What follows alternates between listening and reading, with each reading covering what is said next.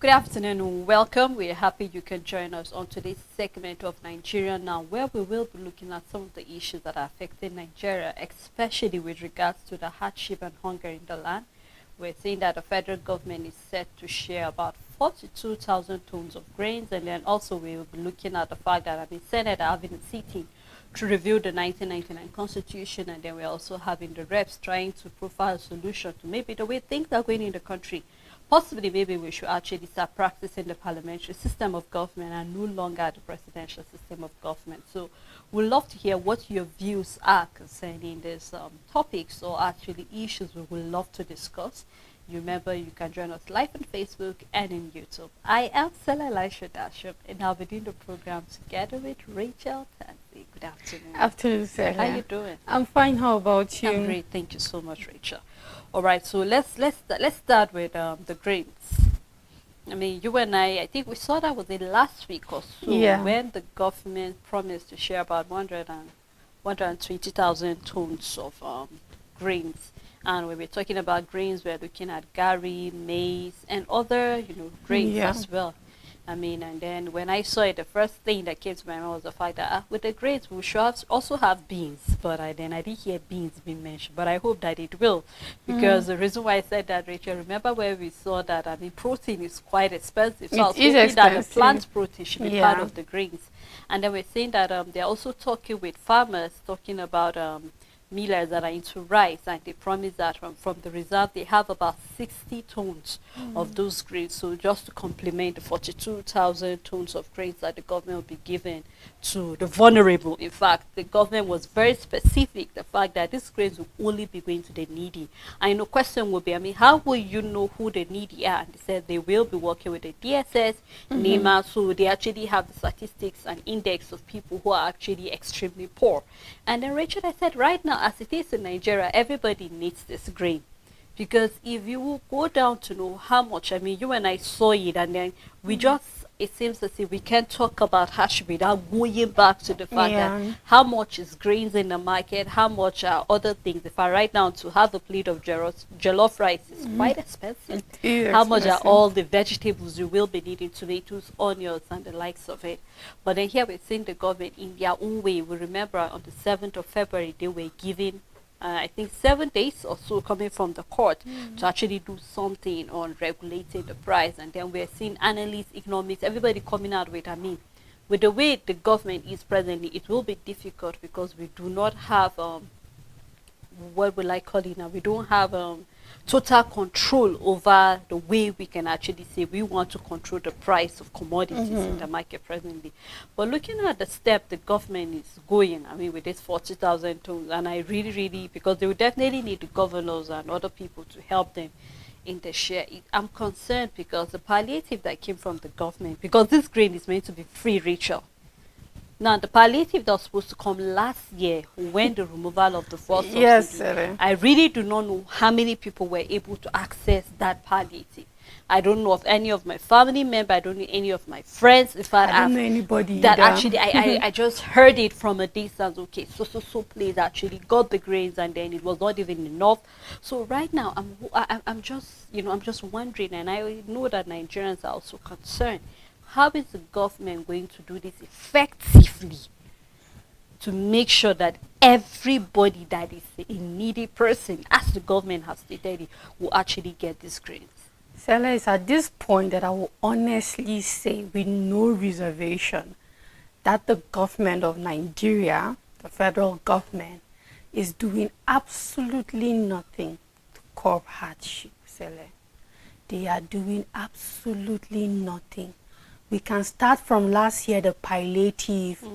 I would say nobody has gotten it. Because if any state have gotten it, we know our Nigerian government, they will document the sharing. We saw the paparazzi where the president called a few people to Villa and gave them those checks. We saw those old people of 25,000 naira check palliative.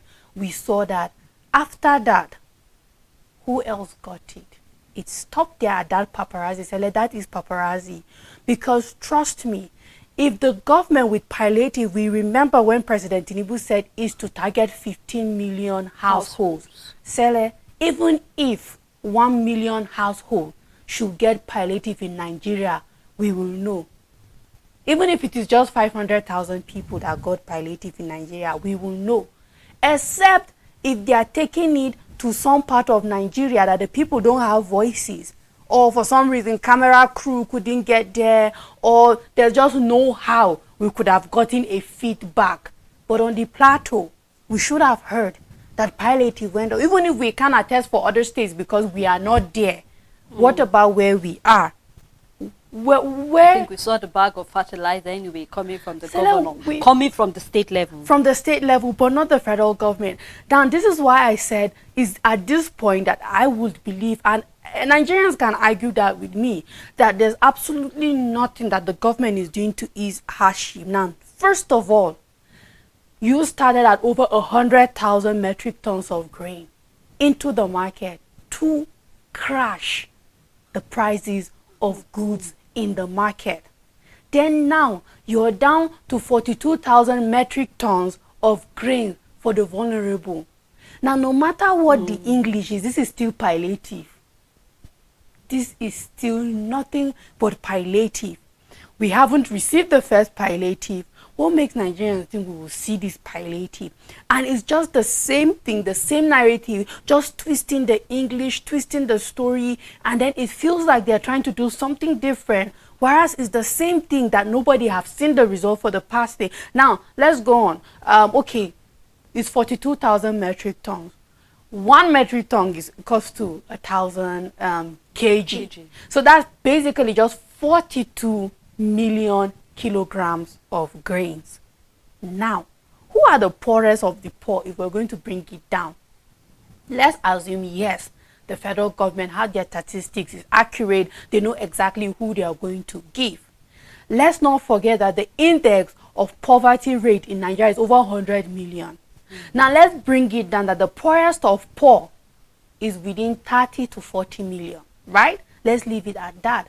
So are you trying to tell me that individuals are going to walk away with just 1 kg of grains of food? If we're going to use these numbers, let's just keep giving the rough estimate of what the federal government is trying to do. Or if you're going to do the math more and more and break it down, how many? It means at most 10 million people will still not walk away with more than 4 measures of any grain of whatsoever, be it garri, rice, whatever. Whatever grain you're able to access. Exactly. Now, how will that help solve poverty? How would that stop hardship? How would that help with hunger? And then talking about the prices of food in the market, that's basically just a food for an individual for a week, not a household. So how has that in any way, Sele, help hardship? Even if eventually the government will release these 42,000 metric tons of grain and it will eventually get to individuals. We haven't seen the previous ones, and now this is another new palliative coming in the name of free grains. It's still palliative.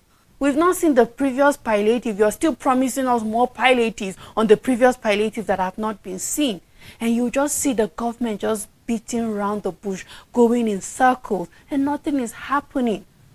What about putting in the grains to crash the price of food? That is what Nigerians need, because that is what everybody will feel the impact.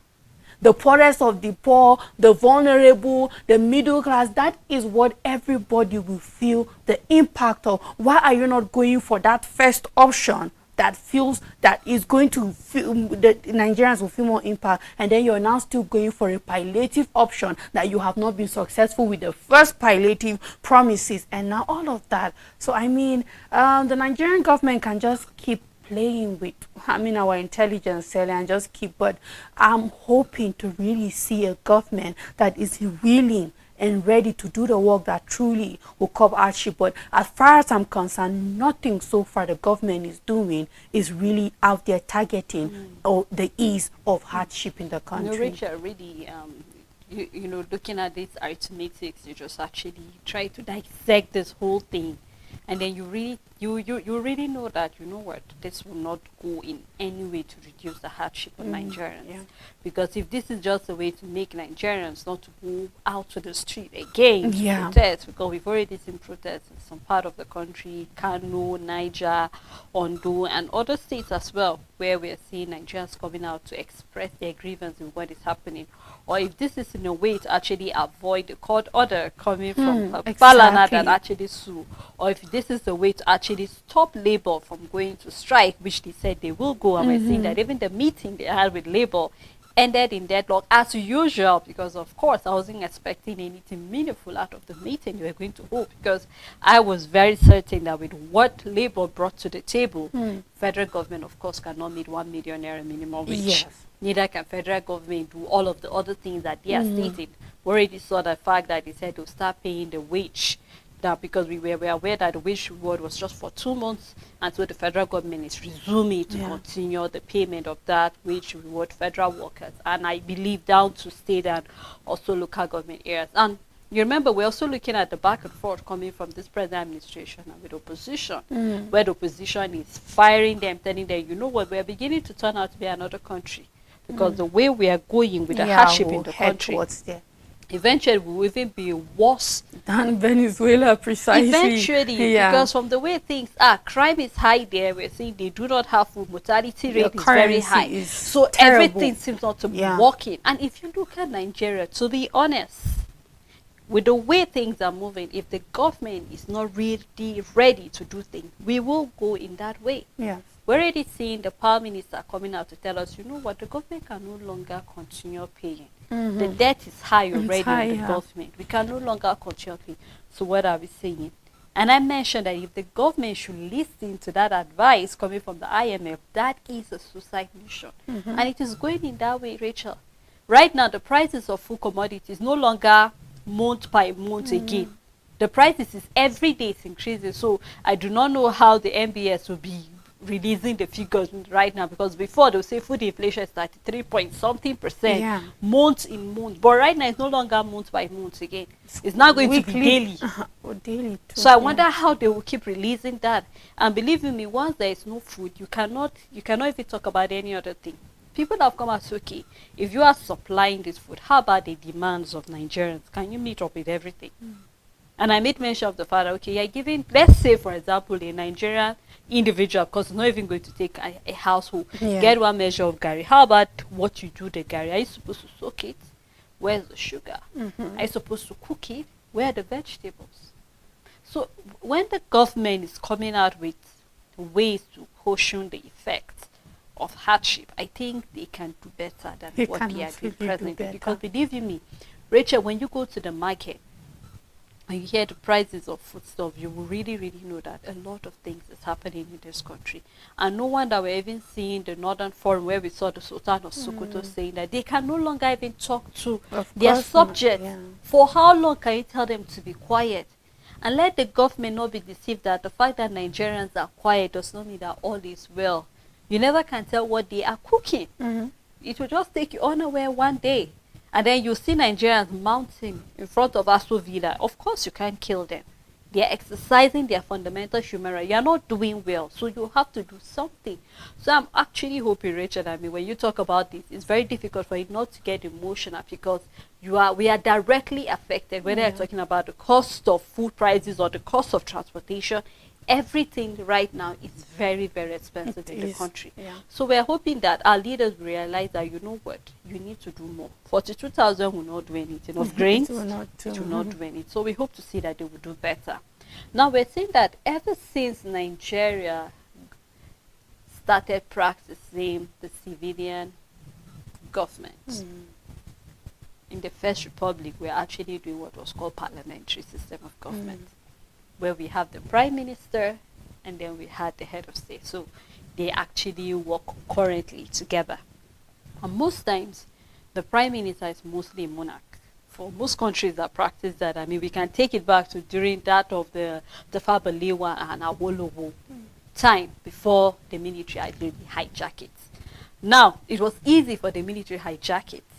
And now we saw that when we return to power, we started practicing the presidential system of government. And a number of Nigerians have actually aired their view that, you know what, ever since we got back into the democratic system of government, or ever since we started practicing the presidential system of government, a number of things have not been going well.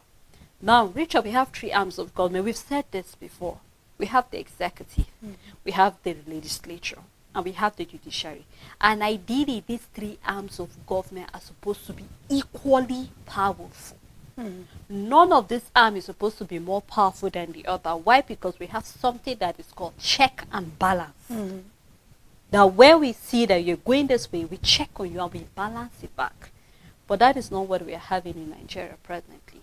As it is right now, the entire power is vested in the hands of the executive. That is to say, whatever the executive say yes to, that is what will happen. Whatever they say no to, that is what will happen. So it seems they are not being checked. Their power is becoming too much. And now we are seeing that some members are coming out to say, you know what, this system of government, maybe it's not really what suits Nigeria presently, so maybe we need to go back to the First Republic again. We're seeing that the Senate are sitting down to review the 99 Constitution. I remember, Rachel, there was a time I said, personally, I feel there's nothing wrong with our Constitution, but there's everything wrong with the people who are meant to implement the Constitution. It's either they do not know how to do it, or they have chosen to be more powerful than the law itself. We've said it a number of times that the law is meant to be powerful, but we're seeing that the king is more powerful than the law. So people tend to twist the law to suit whatever they want to do. No wonder we're seeing corruption on the increase every day ever since we started practicing the democratic system of government. No wonder we are seeing that people can choose to do what they want to do, how they want to do. Terrorism have become the order of the day. Banditry is taking over the country. Hunger is increasing in the land. So you can mention a number of negative things that have been happening. And to some extent, we're seeing the lawmakers coming up saying, you know what, maybe in 2031, we should go back to the parliamentary system of government. Even though we are not seeing the possibility. Because, of course, the number of people come and say maybe they actually target when this present president will be done with his tenure. And they know that this bill that they are proposing will not sit with this present house. When you look at this 10th house, you know that this house will not really accept this, but then they are hoping. But now, Rachel, my concern is, what difference would it make if we go back to the parliamentary system of government? We are hearing them saying that it's even expensive to practice the presidential system of government, which I really do not know what difference it makes, because if leaders want to be corrupt, regardless of what system of government we are practicing in the country, corrupt. They will be, Rachel. Nothing will stop them. And except we go back to the drawing board again and check this check and balance of all of these powers and begin to, make it okay. We'll keep going back. In fact, after the parliamentary system of government, who will now be the Minister of Petroleum? Presently, as we are practicing right now, is the president, right? So when we go back, what I think this whole thing is just like, what difference will it make if we should start practicing the parliamentary system of government? I mean, when it comes to system of government, it's just about looking at the pros and the cons of these different systems.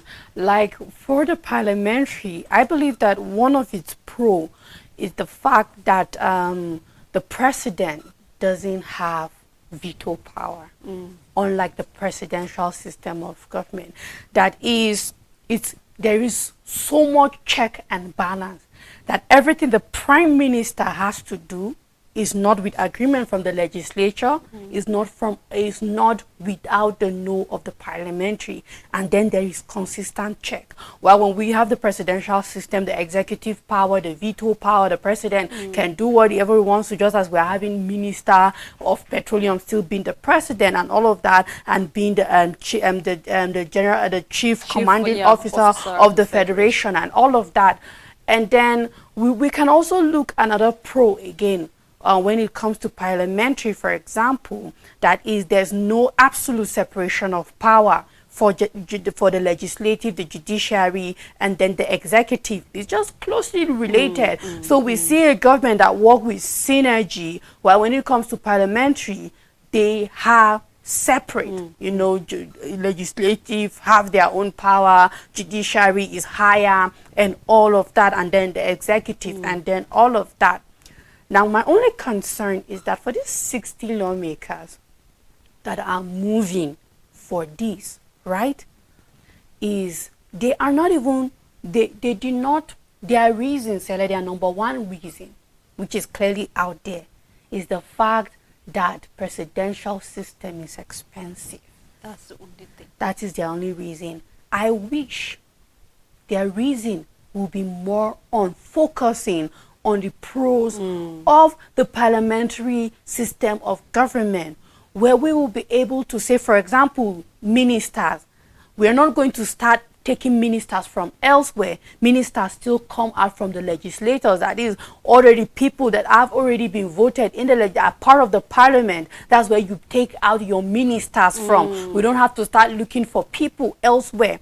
Now, this method is a very good pro. Why? Because there are no replication of offices. Cost of governance. Cost of governance. It automatically cut down the cost of governance. Automatically, because now our legislators, from within them, we take out ministers for whatever. So there's no need that we have legislators getting different kinds of office, different funding, different money, and then we still have ministers having other office and all of that. Truly. But when you look at where they are coming from, they're going more from the expenses incurred by the office of the president. And now I said, look, just as you said, if a system will be corrupt, regardless it will be, because it wasn't long ago we saw an interview coming from the wife of the president, or the former president of the United States of America, and they said the only thing that they didn't pay for was staff and rent. Of course. However, they paid for everything, including their visitors. Every meal they ate. It was they were just rent free for that period of time. Of course, they won't pay for the staff because we're not the one who asked you to have over 500 staff in the White House, for example. Now, the question is that not democracy? Is that not a presidential system of governance that have been able to cut down cost of governance drastically to a very low level? Meaning, whether we go for parliamentary system of governance, if we will still be exorbitant, like when it comes to our expenditure, we will still be. We will. If we will sit down and allow the president go for a private visit in Paris and to watch the AFCON, and then we foot the bill for parking his jet, we will still do that. It shows our mindset and our corruption. However, if this is the reason, if this is their top reason, which is their major reason, then we have no business whatsoever with the parliamentary system of governance. However, if we are going to focus basically on the pros of what parliamentary system of government have to offer, where it automatically cuts down the cost of governance just by even the way it's situated for offices, responsibilities, and all of that, then yes, we should and could consider parliamentary system of government, but tell with our mindset of eating the national cake, with corruption eating deeply. Even if tomorrow Nigeria, if we don't wash our system, flush it and restructure it, even if tomorrow we pick the parliamentary system of governance, we are still going to be in a position where we haven't cut down the cost of governance whatsoever. And you know, Rachel, do you know why the lawmakers will not actually get the support they are looking for? It's because they're yet to get the confidence of the people. Exactly. Parliamentary system of government have to do with confidence coming from the majority. Yeah. Now, how many Nigerians will actually support these lawmakers, Rachel? That's the question. You and I were looking at our 2024 budget, where we said that the recurrent expenditure actually seems to be over. Higher. I mean, it's just used to build the president, the aides, and all of that, and then nothing. And we're looking at 9.9 trillion. What are you not saying, Rachel? So we're just hoping that, you know, just like you said, if you want us to change I mean, no wonder you and I and other people came after the former president when he said that democracy is not working for us. And I said it's working.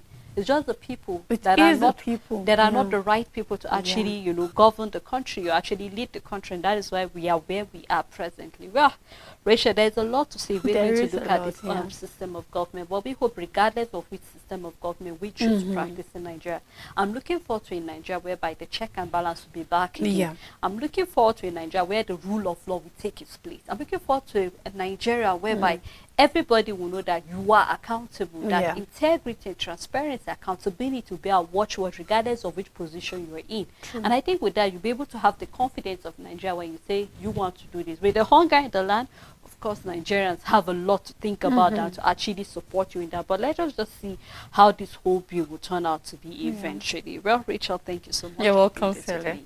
And also thank you to our viewers, our supporters. Thank you for keeping this moment with us on Nigeria Now. Until we come tomorrow, do have a blessed day ahead.